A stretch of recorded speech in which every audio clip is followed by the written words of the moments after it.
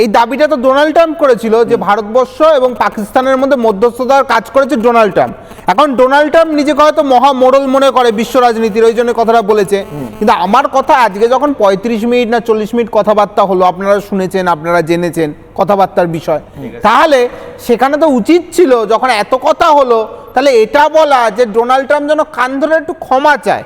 কারণ ভারতবর্ষের সম্বন্ধে মিথ্যা কথা বলার জন্য ট্রাম্পের উচিত ক্ষমা চাওয়া। ট্রাম্প তো এখন পাগল ঘোড়ার মতো ছুটছে, ছুটতে ছুটতে তো ওর নিজের দেশের মধ্যে গন্ডগোল বেঁধে গেছে। আরে ওনার কথা তো ইরানের প্রেসিডেন্টও শুনছেন না, উনি কি টুইট করছেন সেটা কি আপনারা বেশি বিশ্বাস করেন স্যার? প্রধানমন্ত্রী বলুক, তাহলে আমেরিকার প্রেসিডেন্টকে ক্ষমা আজকেই বলেছেন, আজকেই বলেছেন, বলেছেন।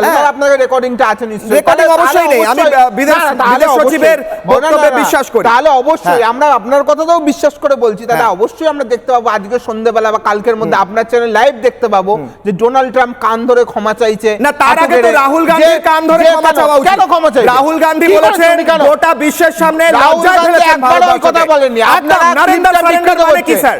নারেন্দ্র সারেন্ডার মানে কি? আমেরিকার কথা শুনুন, এটা বলতেনি তো সেটা ডোনাল্ড ট্রাম্প ক্ষমা চাও হয়নি, ডোনাল্ড ট্রাম্প কান ধরবে, কান ধরে ক্ষমা চাও, এইটা লজিক্যাল কথা। একটা শিশু হাসবে আপনার কথা শুনে। কেন? আমি ভারতবাসী স্পষ্ট করে দেওয়া হয়েছে, ক্ষমা চাইতে হবে, স্পষ্ট করে দেওয়া হয়েছে বিদেশ মন্ত্রকের তরফে। এক সেকেন্ড।